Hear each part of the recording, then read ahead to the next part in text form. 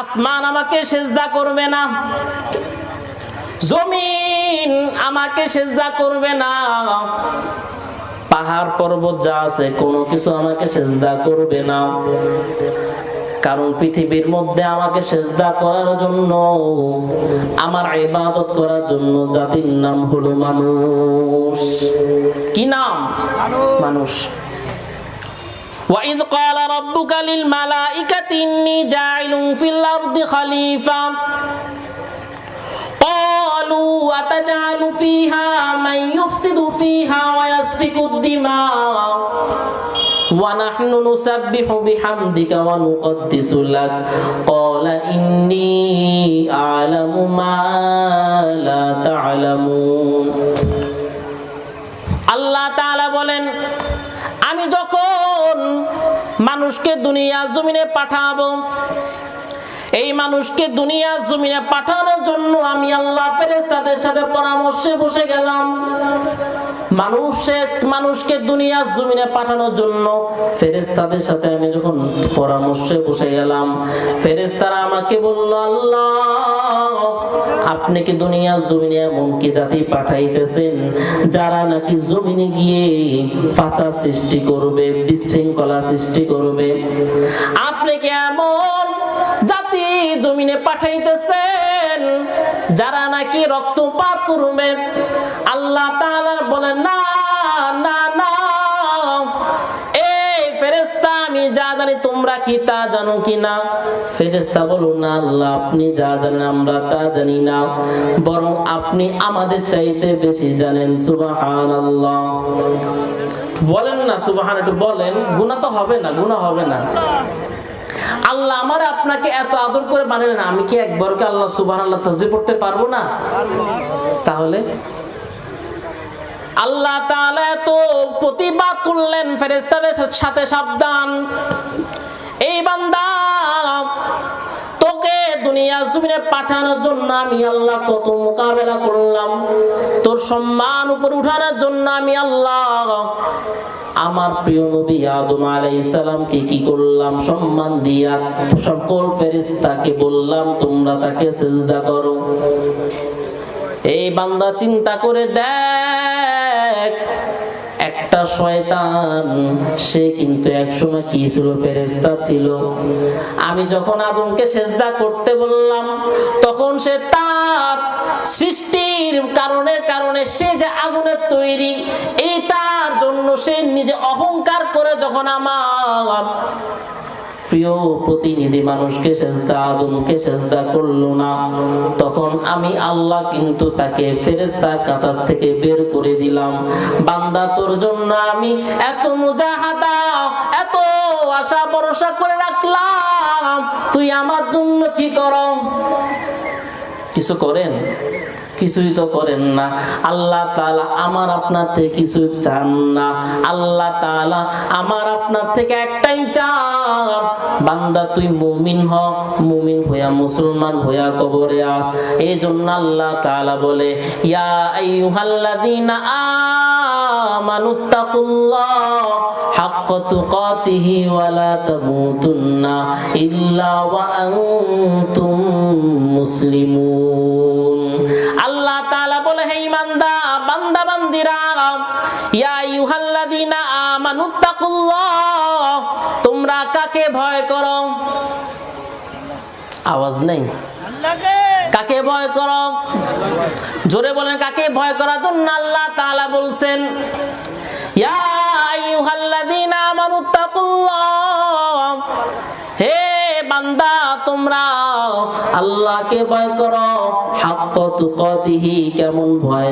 যেরকম ভয় করার জন্য আল্লাহ তাআলা বলছেন, ওয়ালা তামুতুন্না ইল্লা ওয়া আনতুম মুসলিমুন। এরপর আল্লাহ তাআলা বলে, সাবধান, মুসলমান না হইয়া তুমি মৃত্যু বরণ করো না। কারণ আমি আল্লাহ তাআলা ওয়াদা তো দিয়ে দিলাম, ওয়াদাল্লাহুল মুমিনিনা ওয়াল মুমিনাত জান্নাতিন তাজরি মিন তাহতিহাল আনহার। অন্য জায়গায় আল্লাহ তাআলা বলেন, ইন্নাল্লাযীনা আমানু ওয়া আমিলুস আমিলুস সালিহাত জান্নাতিন তাজরি মিন তাহতিহাল আনহারু খালিদিনা ফিহা। আল্লাহ তাআলা বলে যে ঈমানদার যে ব্যক্তি ভালো কাজ করবে আমি আল্লাহ তার জন্য জান্নাত প্রস্তুত করে রাখলাম। একটু অল্প কতক্ষণ আর আল্লাহ তাআলা কি বলেন, বান্দা তুই ঈমানদার হইছো, তোমাকে আমি আল্লাহ কি করব? পরীক্ষা করব। পরীক্ষা ধরুন আল্লাহ তাআলা সকল কিছু বলে দিলেন। সকল কিছু বলার মানেই হলো আমার বান্দা যেন বিপদে পড়লে কাকে স্মরণ করে, কাকে স্মরণ করে। কিন্তু আমার সমাজের অবস্থা হলো আমরা বিপদের সময় কারো স্মরণ করি না। আল্লাহ তাআলা আমাকে একটা বিপদ দিলে আমাকে আল্লাহ সন্তান দেন না। আমার একটা বিপদ আসলো যে আমার অনেক রকম বিপদ, আমার মান্যত পূরণ হয় না। আমি বান্দা কার গোলাম?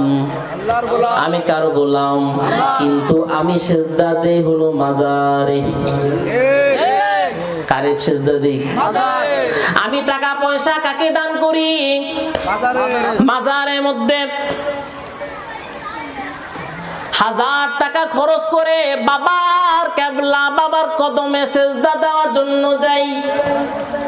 1000 টাকা খরচ করে কেবলা বাবার মন জয় করার জন্য ছাগল খাসি নিয়ে যাই।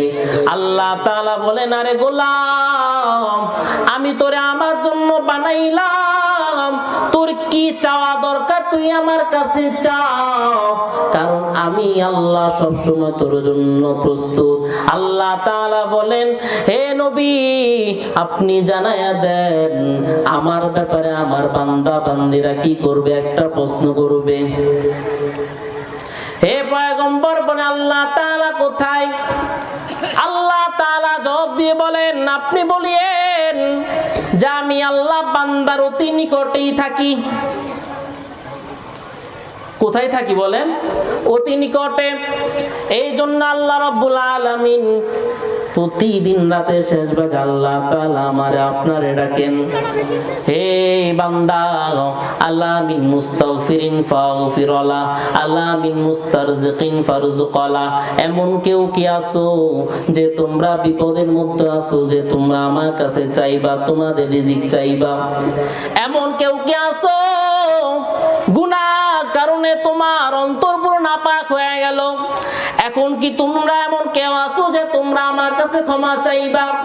অতিও গভীর হয় রজনী যখন নীরবে প্রভুর নাম জপিও তখন, প্রভুর করুণা যদি পাইবারে চাও গভীর রাত্রে উঠে প্রভুর গুণগান গাও। আমি আপনি কয়বার গান গাই আল্লাহর? আমার যুবক ভাইরা তো গভীর রাত পর্যন্ত গান শুনে।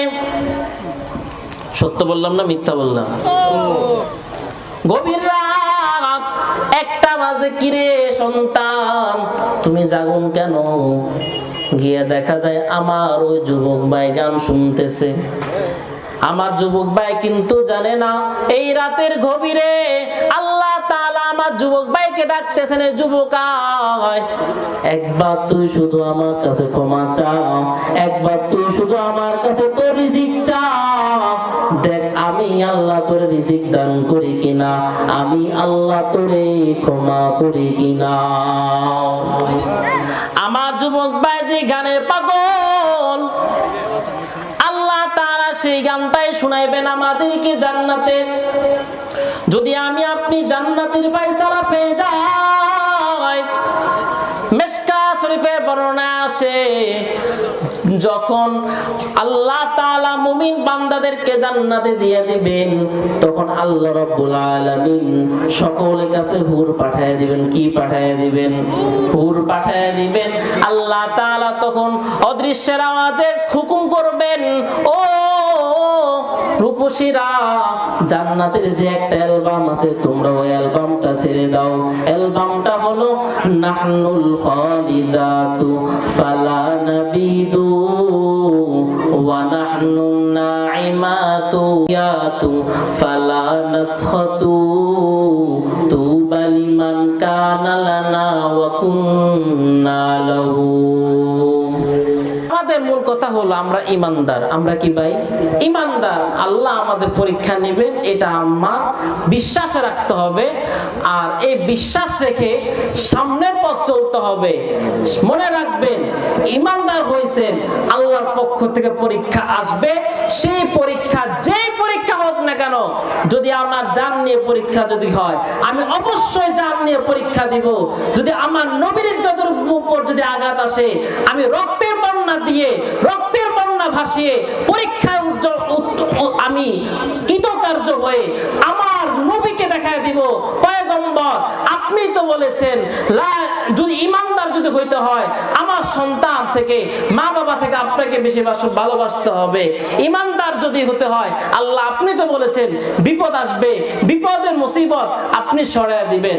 আল্লাহ সকল বিপদ মুসিবতকে পিছে ফেলে আমরা যেন আল্লাহ তাআলার পরীক্ষায় কৃতকার্য হতে পারি, সেই তৌফিক আল্লাহ আমাদের সবাইকে দান করুন। আমিন।